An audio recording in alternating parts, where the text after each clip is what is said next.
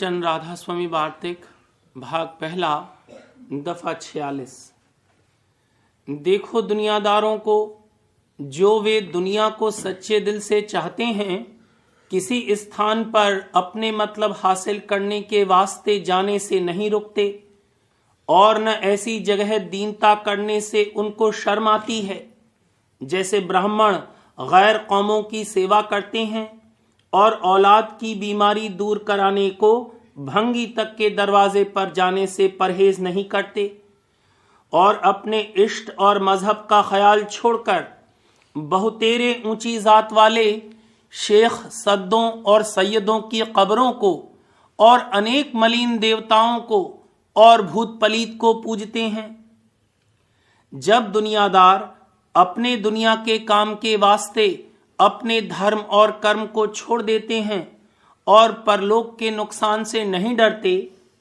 तो मालिक के चाहने वालों की सच्ची चाह कैसे साबित होवे, जो वे जरा सी निंदा और मूर्खों की तान का ख्याल और खौफ करके संतों के दरबार में हाजिर नहीं होते। इससे मालूम हुआ कि उनको सच्ची चाह नहीं है और दुनिया के कारोबार में इस कदर दुख नहीं पाया, उसको इस कदर अपना दुश्मन नहीं समझा है कि इलाज उसके दूर करने का करें, और इस कदर प्यास मालिक के दर्शनों की नहीं लगी है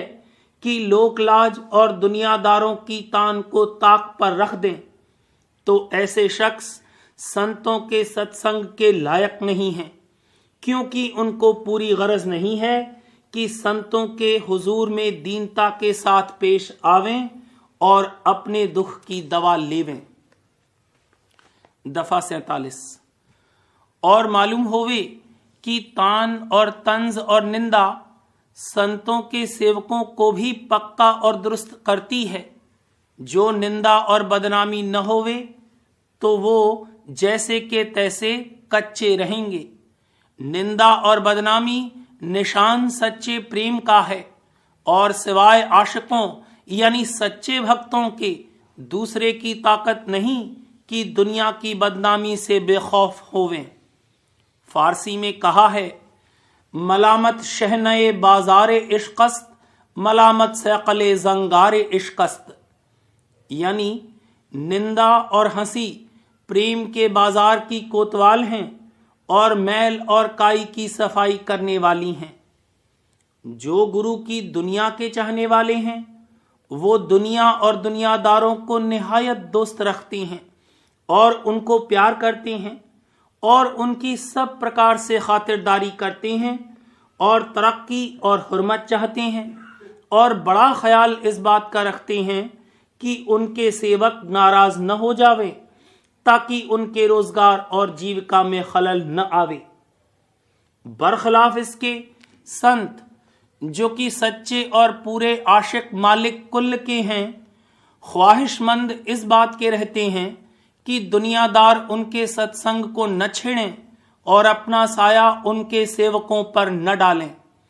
इस वास्ते जरूर मलामत और निंदा को अजीज रखते हैं कि वही काम चौकीदार का देती है और ऐसे लोगों को उनके दरबार से हटाए रखती है। दफा 48। और मालूम होवे कि संतों का ये दस्तूर है कि जब कोई उनके पास आवे तो उसको उपदेश या उसके सामने चर्चा सत्य वस्तु यानी सत्य पुरुष राधा स्वामी की करते हैं, और बाकी औरों को नाशमान और ओछा कहते हैं। इसी बात को नादान और मूर्ख लोग निंदा और हजो देवताओं और अवतारों और पैगंबरों की समझकर उनको निंदक कहते हैं, और ये नहीं ख्याल करते कि जो उन्होंने ब्रह्मा विष्णु और महादेव और देवताओं और अवतारों और पैगंबरों को ओछा बतलाया, तो फिर तारीफ किसकी की और सबसे बड़ा किसको ठहराया। जो उन्होंने तारीफ सत्य पुरुष और परम पुरुष पूरन धनी राधा स्वामी की तो ये बात मानने योग्य है, क्योंकि जो सबसे बड़ा और मालिक कुल का है, उसकी तारीफ करना और उसके चरणों में प्रतीत और एतकाद दिलाना और उसकी सेवा पूजा के वास्ते उपदेश करना जरूरी काम है और निहायत मुनासिब, क्योंकि बगैर इसके जीव का उद्धार मुमकिन नहीं। फिर समझना चाहिए कि किस कदर शर्म की बात है कि कुल मालिक की बड़ाई को सुनकर नाराज होना और अपनी मूर्खता से असल मतलब को न समझकर बरखिलाफ संतों के वचन के कदर करने के उसको बुरा समझना और संतों को निंदक ठहराना।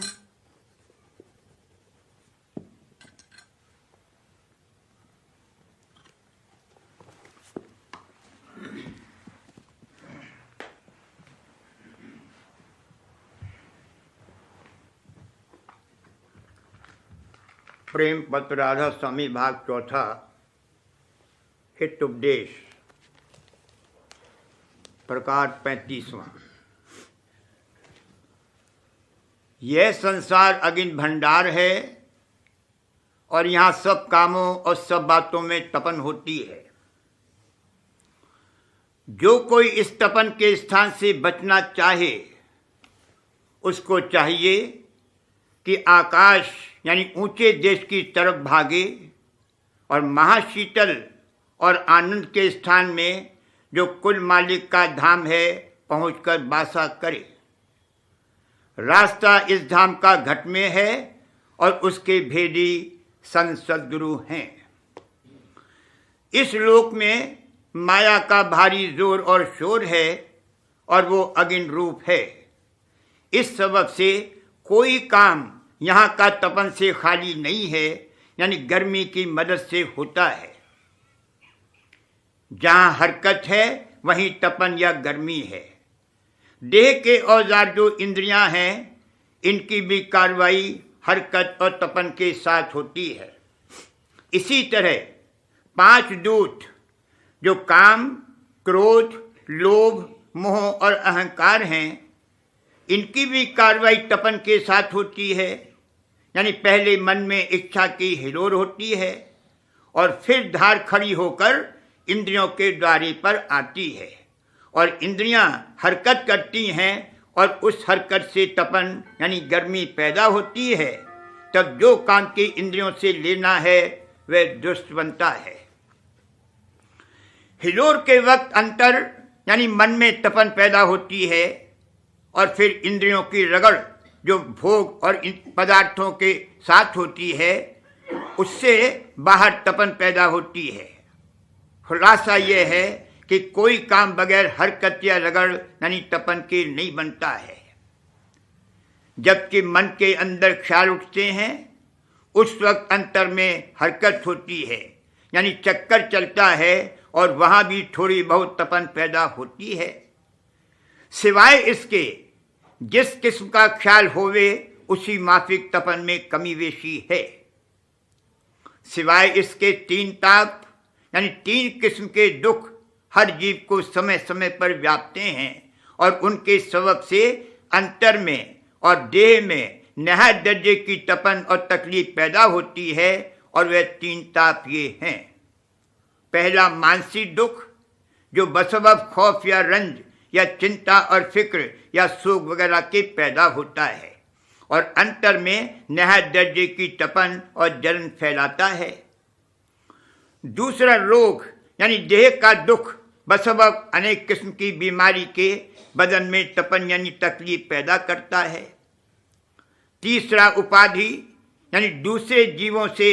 लड़ाई झगड़े किस्से कजिए के सबब से चिंता और क्लेश और दुख पैदा होता है। इन तीनों ताप से कोई जीव खाली नहीं रहता है, यानी राजा और अमीर और गरीब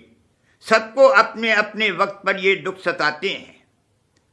किसी किसी ताप के दूर करने या घटाने का जतन बन आता है और कोई कोई ताप यानी रोग और शोक असाध यानी लाइलाज हैं। वहाँ आदमी की अक्ल और ताकत कुछ काम नहीं करती है, लाचार होकर उस तकलीफ और दुख को सहते हैं। यह ताप और दुख मलिन माया देश यानी पिंड में जिसमें खट चक्र शामिल हैं ज्यादा व्यापते हैं।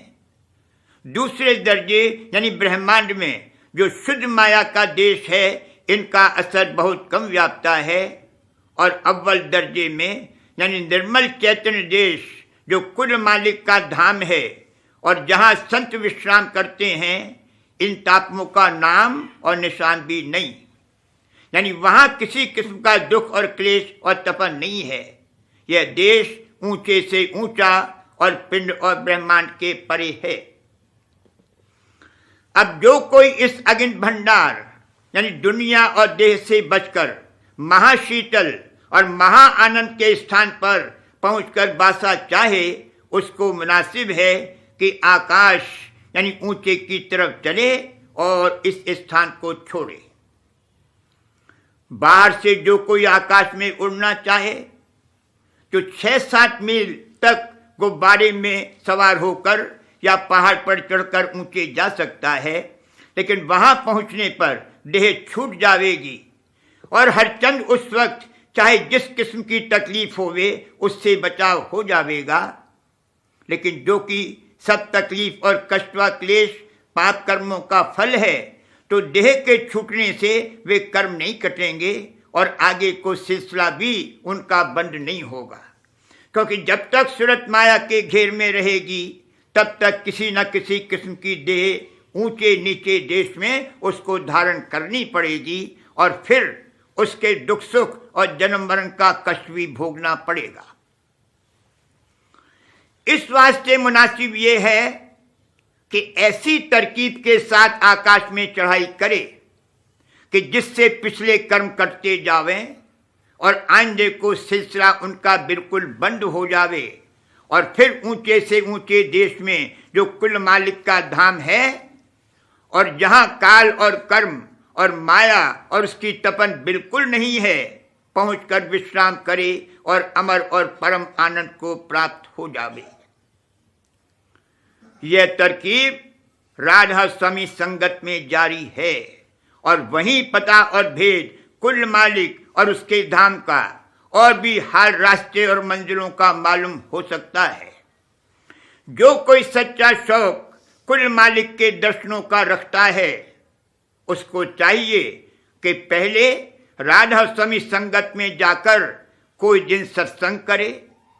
और जो संशय या भ्रम उसके मन में धरे होवे उनको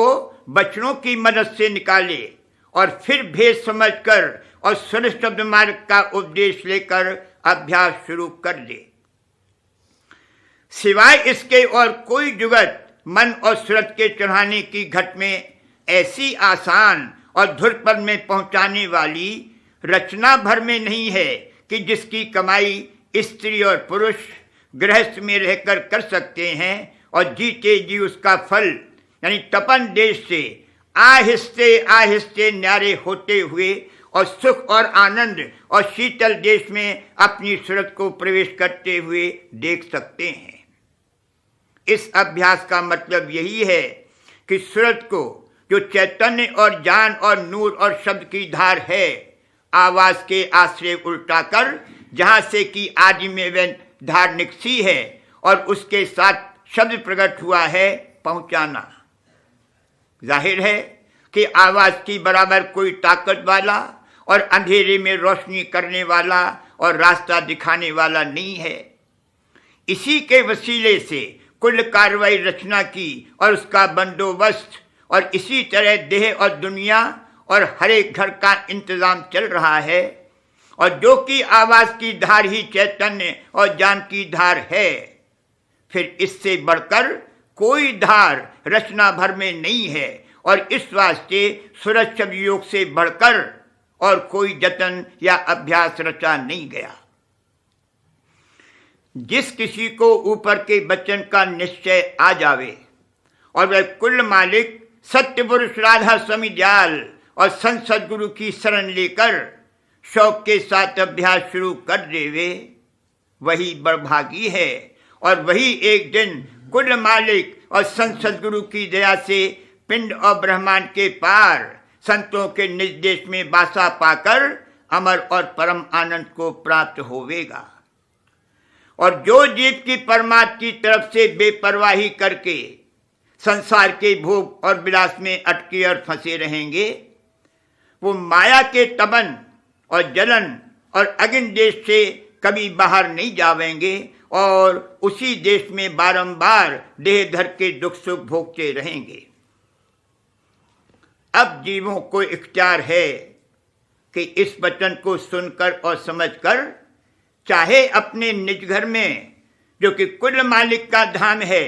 और वही महासुख और महाचैतन्य और महाआनंद का भंडार है, पहुंचने का जतन शुरू कर दें,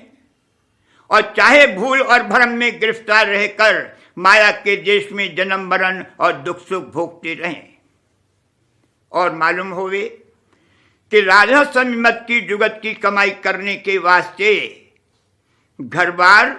और रोजगार और व्यवहार छोड़ने की जरूरत नहीं है। इस वास्ते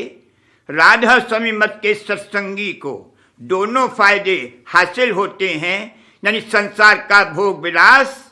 और भी परम आनंद और अमर घर में निवास, और जो कि अपनी मूर्खता से संसार की महिमा और बड़ाई चित्त में ठान कर और उसके भोग विलास को परम सुख समझकर उसी में फंसे और परमात्मा की तरफ से गाफिल रहेंगे, वो तुच्छ सुखों के एवज में भारी कष्ट और क्लेश हमेशा भोगते रहेंगे और उस जंजाल से उनका कभी छुटकारा नहीं होवेगा जब तक कि संत सद्गुरु की शरण और दया लेकर शौक के साथ सूरज शब्द मार्ग का अभ्यास नहीं करेंगे।